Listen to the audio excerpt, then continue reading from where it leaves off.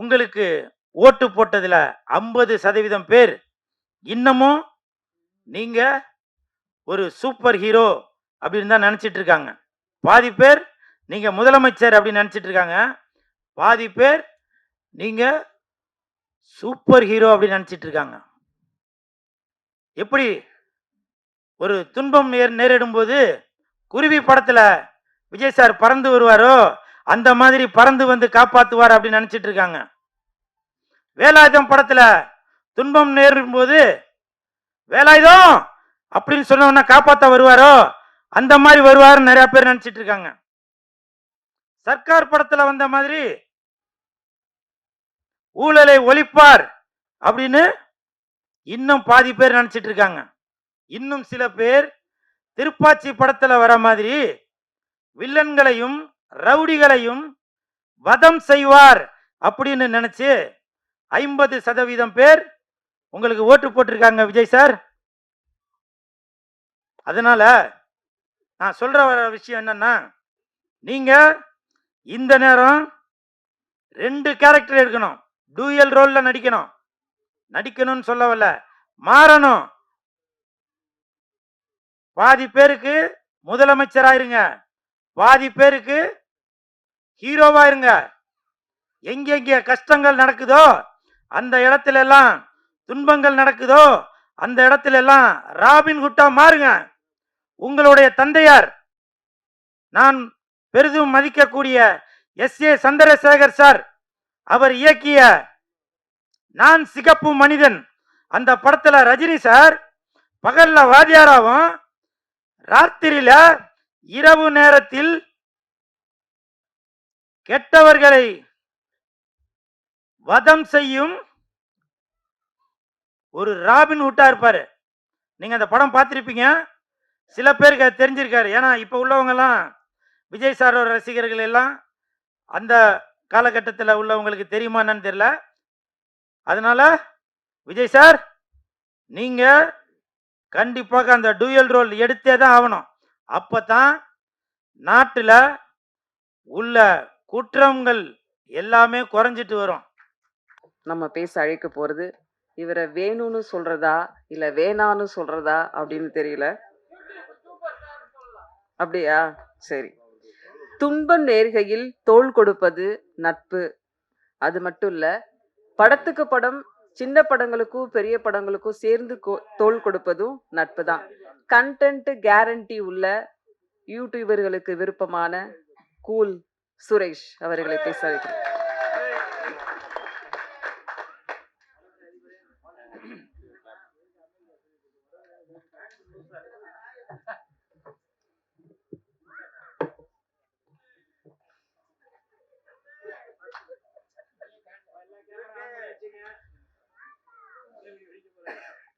மேடையில் அமர்ந்திருக்கும் அனைவருக்கும் வணக்கம்.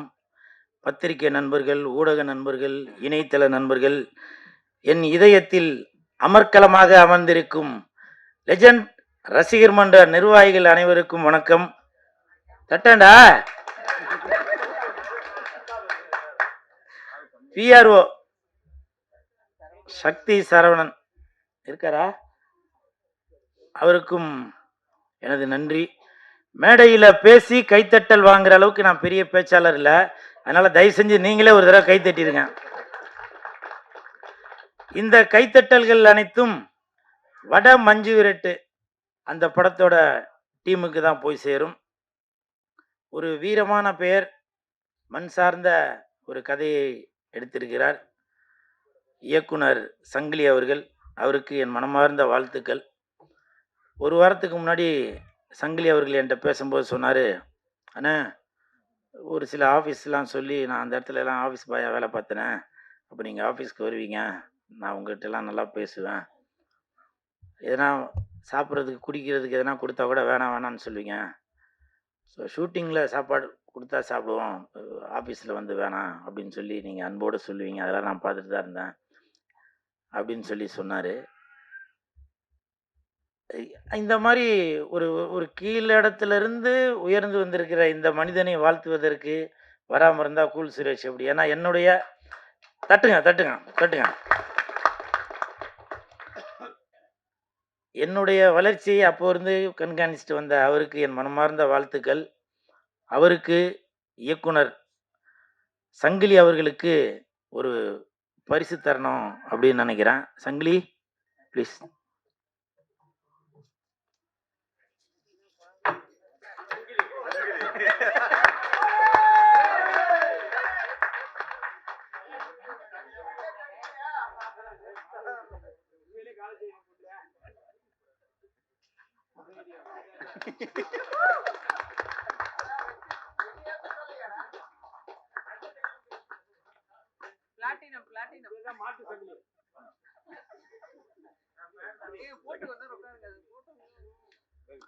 இப்போ நான் சங்கிலி கொடுத்தது நிறைய பேருக்கு வந்து காமெடியா தெரியலாம். இந்த படம் வெற்றி அடைந்த பிறகு இந்த படத்தின் தயாரிப்பாளர் பழனிசாமி அவர்கள் இதே மாதிரி ஒரு தங்க சங்கிலி சங்கிலிக்கு அளிப்பார். ஒரு சின்ன சங்கிலியாக எனக்கும் கொடுப்பார். அட்லீஸ்ட் ஒரு கையில போடுற காப்பாச்சும் கொடுப்பீங்கன்னு நினைக்கிறேன். அடுத்த கான்செப்டுக்கு வேணாம். அந்த சங்கிலி அவர்களுக்கு என் மனமார்ந்த வாழ்த்துக்களை தெரிவித்துக் கொள்கிறேன். அதே மாதிரி வட மஞ்சு விரட்டு அந்த படத்தின் கதாநாயகன் அசோக் அவர்கள், அவருக்கு வாழ்த்துக்கள். 2026 கண்டிப்பாக அவர் ஜெயிப்பார்.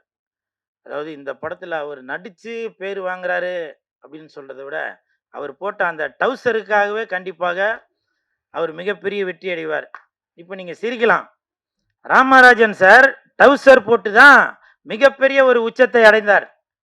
அதே மாதிரி தனுஷ் சார் அவர்கள் ஒத்த சொல்லால அதுலயும் டவுசர் போட்டு லுங்கி அப்படி தூக்கிட்டு தான் அப்படி ஆடி இருப்பாரு, ஒரு உச்சத்தை தொட்டார். அப்புறம் பருத்தி வீரன் கார்த்தி சார், அவரும் அதில் டவுசர் போட்டுட்டு தான் இருப்பார். ஸோ இப்படி டவுசர் வடிவேல் சார் கூட எடுத்துக்கலாம். ஏன்னா எல்லாருமே அந்த டவுசரில் மிகப்பெரிய ஒரு உச்சம் தொட்டவர்கள். கண்டிப்பாக இந்த அசோக் அவர்கள் மிகப்பெரிய ஒரு உச்சத்தை தொடுவார் இந்த வட மஞ்சு விரட்டு படத்தின் மூலமாக. அப்புறம் ஸ்டண்ட் மாஸ்டர் மிரட்டல் செல்வம் சொன்னவொன்னே எந்திரிச்சு வணக்கம் சொல்லணும். என்ன ஒன்னெல்லாம் என் ஃப்ரெண்டுன்னு சொல்றதுக்கு அங்க வணக்கம் சொல்ல, ஒருத்தரம் ஒரு ஃப்ரேம் உகர். எனது நண்பர், அதாவது இன்னைக்கு விஜய் சார், மாண்புமிகு தமிழக முதலமைச்சர் விஜய் சார் அவர்கள் இன்னைக்கு கைகால் சுகத்தோட அற்புதமாக இருக்கிறாரு அப்படின்னாக்க அதுக்கு எனது நண்பர் ஃபைட் மாஸ்டர் மிரட்டல் செல்வம் தான் காரணம். ஏன்னா அவரோட ஃபைட்டு எல்லாமே நம்ம மிரட்டல் செல்வம் தான் டூப் போடுவார். திருப்பாச்சி இயக்குனர் வேறொரு சார் இங்கே இருந்தாலும் ஆமான்னு சொல்லியிருப்பார்.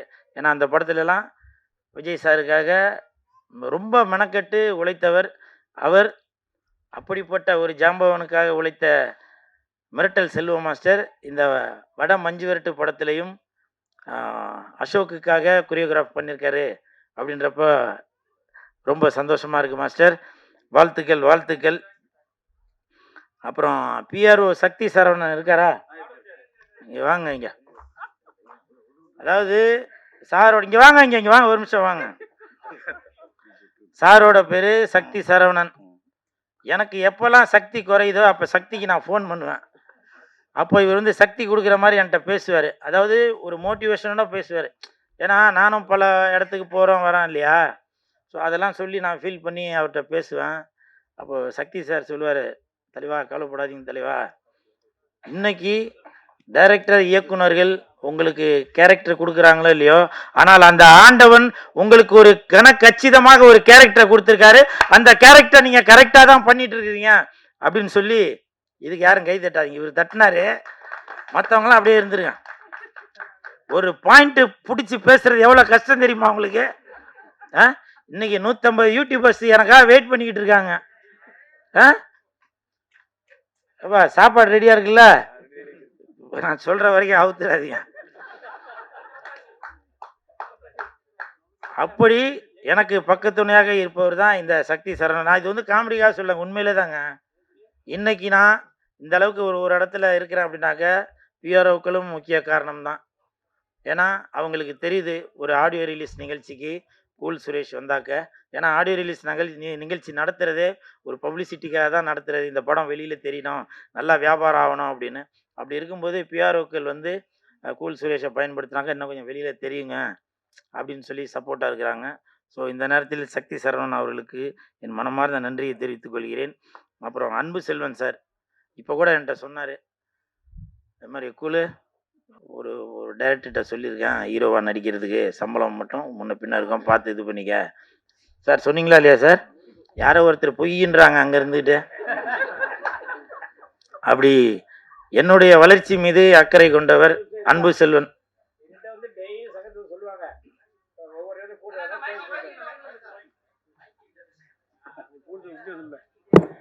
என்கிட்ட சொல்லுவாங்க சார், ஒரு நேரத்தில் 1,00,000 கேட்குறாரு, திடீர்னு 50,000 கேட்குறாரு, திடீர்னு 20,000 கேட்குறான்னு சொல்லுவாப்புல. நான் சொன்னேன், ஒரு நாள் இப்போ தான் கூட சொன்னேன், கூல் சுரேஷ் எங்கள் சங்கத்தில் என்ன கொடுக்குறாங்களோ அதை கேட்டு நீ வாங்கிக்க. 50,000 கொடுத்தாலும் வாங்கிக்க, 5,000 கொடுத்தாலும் வாங்கிக்க, 1,00,000 கொடுத்தாலும் வாங்கிக்க. ஆனால் யார்கிட்டையும் பார்க்கிங் பண்ணது அப்படின்னு ஓகேன்னு சொன்னாப்புல.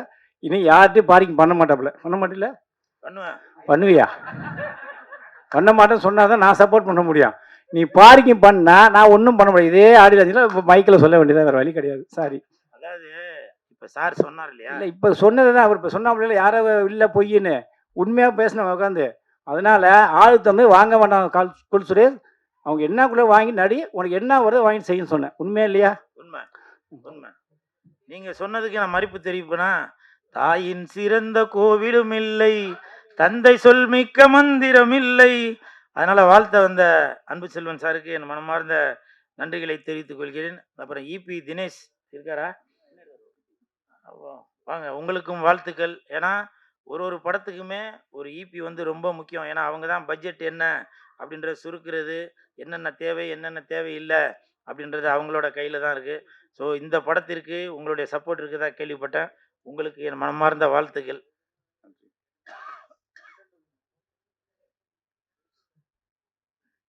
அப்புறம் இசையமைப்பாளர் எந்திரிச்சு வணக்கம் சொல்லுங்க. அவர்கிட்ட பேசியிருந்தீங்கன்னா என்னப்பா பிரயோஜனம்? இசையமைப்பாளர் சோறு போட்டாங்களா? இப்போ தெரியுதா? இசையமைப்பாளர் அவருக்கு என் மனமார்ந்த வாழ்த்துக்கள். ஆண்டனி தாஸ் ஒரு பாட்டு ஒன்று இதில் பாடியிருந்தார். அந்த பாட்டு நல்லா அருமையாக இருந்துச்சு. இனி வரும் அந்த மஞ்சு விரட்டு சம்பந்தப்பட்ட நிகழ்ச்சிகளில், ஜல்லிக்கட்டு நிகழ்ச்சிகளில் கண்டிப்பாக அந்த பாடல் எல்லா இடத்துலையும் ஒலிக்கப்படும். உங்களுக்கு என் மனமார்ந்த வாழ்த்துக்கள். அப்புறம் கேமராமேன், நான் பாரதி ராஜா சார் படத்தை பார்த்த மாதிரி ஒரு ஃபீல். அந்த நிலா பக்கத்தில் ஹீரோயின், அப்படி ஹீரோ, இப்படி 2 பேரும் இப்படி இருக்கிறத நான் பார்த்தேன். நான் அந்த மாதிரி ஒரு ஷாட் ஒன்று இருந்துச்சு. உங்களுக்கு மனமார்ந்த வாழ்த்துக்கள். அப்போது கடலோர கவிதைகள் அந்த மாதிரி படங்களில் தான் அந்த மாதிரி காட்சிகள் பார்க்க முடிந்தது. இது கிராமத்து படம்ன்றதுனால அதனால் கச்சிதமாக சூப்பராக பண்ணியிருந்தீங்க. ஒரு நிலா, ஒரு பலா, ஒரு சொலா, அப்படி வச்சு பண்ணியிருந்தீங்க. உங்களுக்கு மனமார்ந்த வாழ்த்துக்கள். அப்புறம் தயாரிப்பாளர் பழனிசாமி சார், உங்களுக்கு மனமார்ந்த வாழ்த்துக்கள். உண்மையிலேயே அந்த வெள்ளை சட்டைக்கு ஒரு உகந்த மனிதர் மாதிரி தான் நீங்கள் இருக்கிறீங்க. உங்களோட மனதும் கண்டிப்பாக வெள்ளையாக தான் இருக்குன்னு நினைக்கிறேன். உங்களுக்கு மனமார்ந்த வாழ்த்துக்கள். அப்புறம் ராஜேஷ் கண்ணன் இருக்காரா?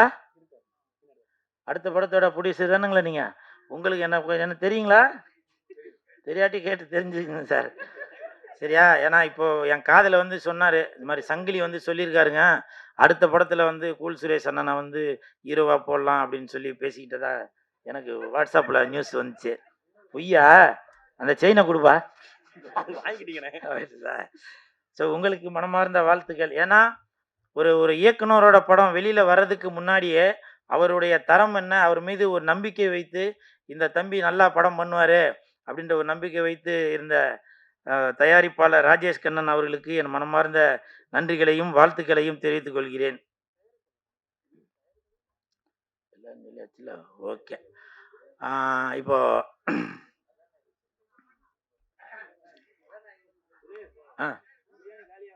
வர இல்லை ஓகே.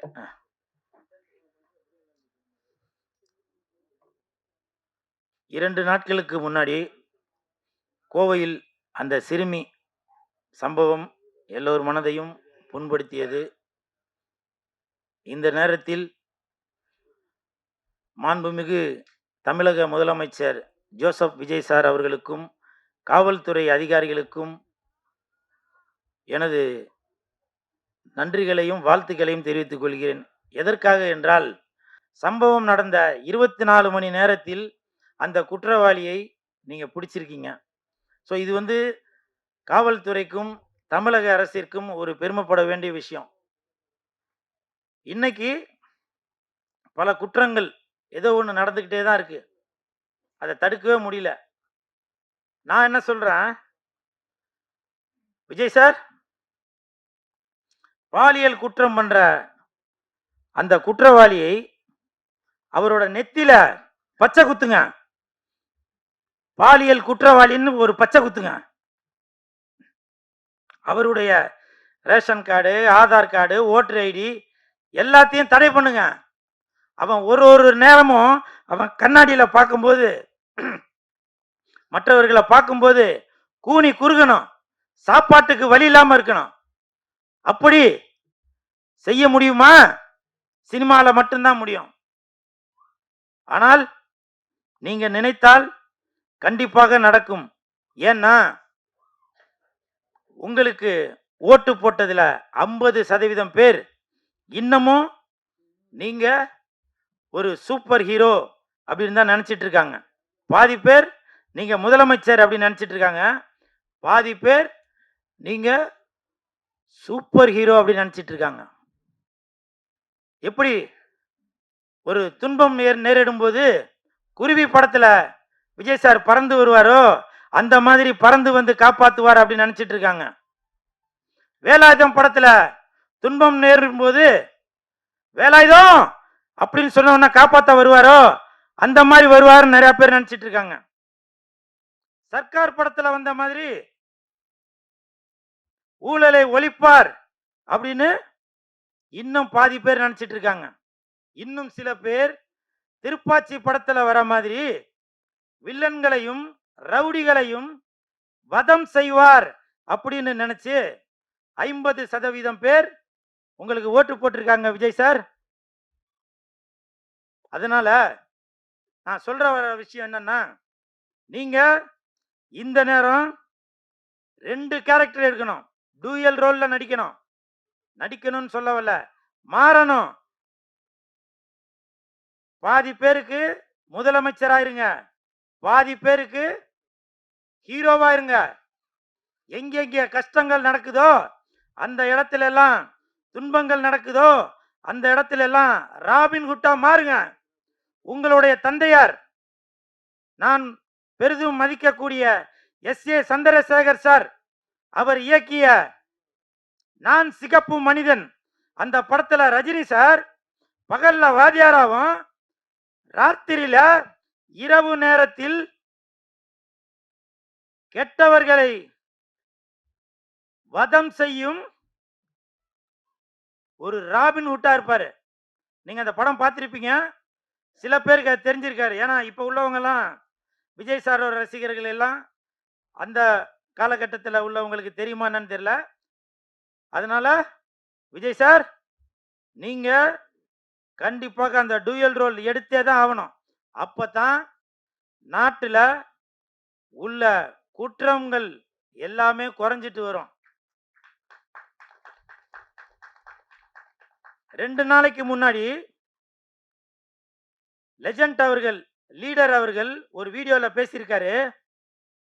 கல்கத்தால மம்தா பானர்ஜி அவர்கள் முதலமைச்சராக இருக்கும் பொழுது ஒரு சட்டம் இயற்றப்பட்டுள்ளது. இந்த மாதிரி பாலியல் குற்றம் பண்றவங்கள 10 மாதத்தில் உரிய தண்டனை கொடுக்கணும் அப்படின்னு சொல்லி ஒரு சட்டம் இயற்றப்பட்டிருக்குது. அதே லெஜண்ட் அவர்கள் இன்னைக்கு காலையில ட்விட்டர்ல ஒரு ட்வீட் ஒன்று பண்ணியிருக்காரு. எதுக்கு 10 மாசம் வெயிட் பண்ணோம்? ஒரு கரு உண்டாவதற்கு தான் 10 மாசம் தேவை. ஒருவனை அழிப்பதற்கு 2 செகண்ட் போதும் அப்படின்னு சொல்லி அவரோட ஆதங்கத்தை சொல்லியிருக்காரு. அதனால விஜய் சார், நீங்க எந்த ஒரு தயவு தாட்சணையும் பார்க்காமல் படத்துல எப்படி நீங்க ஹீரோவா இருக்கிறீங்களோ அதே மாதிரி நிஜத்திலையும் நீங்க ஒரு ஹீரோவா மாதிரி எல்லாரையும் வத செஞ்சுட்டு தான் இருக்கணும்.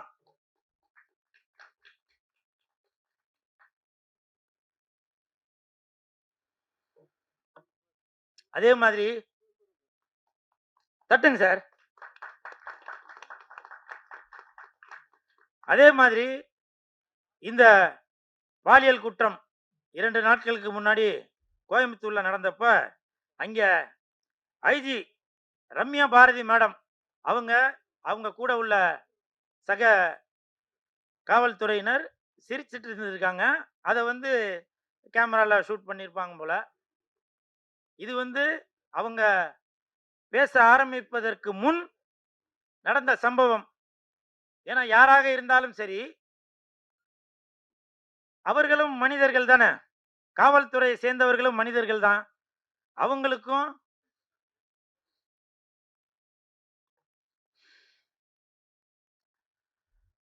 மிருகம் கூட பசிச்சாதாங்க வேட்டையாடுது. ஆனால் இந்த காவல்துறையினர் மக்கள் நல்லா இருக்கணும்னு 24 மணி நேரமும் வேட்டையாடிட்டே இருக்காங்க. ஏன்? மக்கள் நல்லா இருக்கணும் அப்படின்றதுக்காக தான்.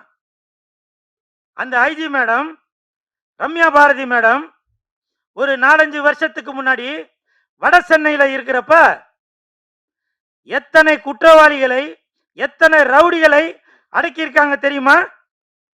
நடு ராத்திரியில ஒரு சைக்கிள் எடுத்துட்டு சுடிதார் போட்டுட்டு தான் ஒரு போலீஸ் அதிகாரி என்பது வெளியில தெரியாம அவங்க ரவுண்ட்ஸ் போய் என்னென்ன குற்றங்கள் நடக்குதோ அவங்க எல்லாரையும் அரெஸ்ட் பண்ணி உள்ள தள்ளினவங்க தான், தண்டனை வாங்கி கொடுத்தவங்க தான்.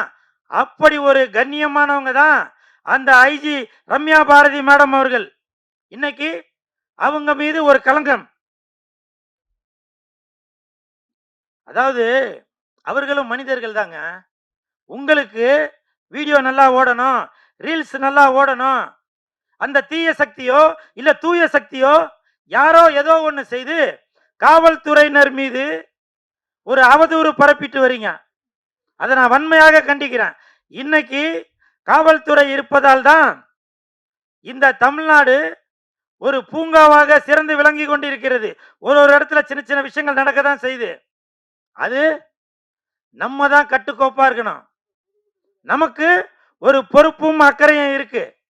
எல்லாமே நம்ம காவல்துறை மேலே நம்ம பழி சொல்லிட்டு இருக்க கூடாது சார். இன்னைக்கு இந்த நிகழ்ச்சி நடக்கிறது கூட காவல்துறை அனுமதி கொடுத்ததால தான் இன்னைக்கு சுமூகமா இந்த நிகழ்ச்சி நடந்துட்டு இருக்கு. இல்லைனாக்கா அங்க வண்டி நிறுத்தக்கூடாது, இங்க வண்டி நிறுத்தக்கூடாது, அப்படி இப்படின்னு ஏகப்பட்ட பிரச்சனை நடந்தாக்க இந்த வட மஞ்சு விரட்டு ஆடியோ ரிலீஸ் நிகழ்ச்சி ஒரு சிறப்பாக நடக்குமா? யோசிச்சு பார்க்கணும். இன்னைக்கு காவல்துறை இல்லை என்றால் குற்றங்கள் ஜாஸ்தியாயிரும்.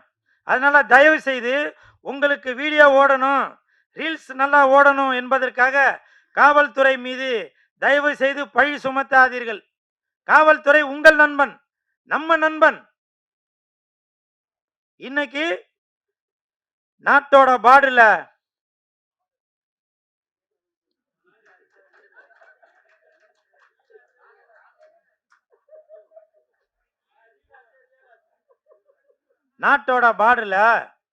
எப்படி ராணுவங்க நமக்காக பாதுகாத்துட்டு இருக்காங்களோ அதே மாதிரி தான் இப்பவும் காவல்துறையினர் ரோந்து வந்துட்டு நமக்காக சப்போர்ட் பண்ணிட்டு இருக்காங்க.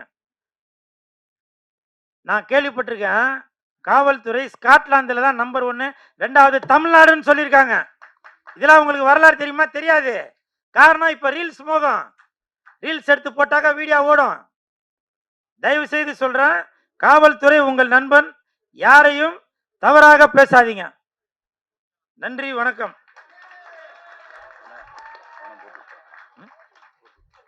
Very good. எப்பா இருங்கப்பா. என்ன எப்பா இவங்களெல்லாம் எனக்கு பிரியாணி காலியாக போகுது சார், கொஞ்சம் வெயிட் பண்ணுங்க சார்.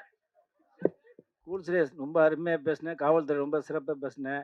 அப்படியே இந்த மஞ்சு விரட்டை கொஞ்சம் பேசுப்பா, அதுதான்ப்பா சினிமாவுக்கு மிகப்பெரிய முக்கியம். அவங்கள காப்பாற்றுறது ஒரு 2 வாரம் சொல்லிட்டு உட்காருப்பா. இல்லை அவன் தேவையில்லை, அவ்வளோ. ஓகே, முடிஞ்சில்ல சார். வந்திருந்து சிறப்பு சேர்த்த அனைவருக்கும் அன்பும் நன்றியும். Thank you so much. அடுத்த வெற்றி விழாவை சந்திப்போம். தேங்க்யூ.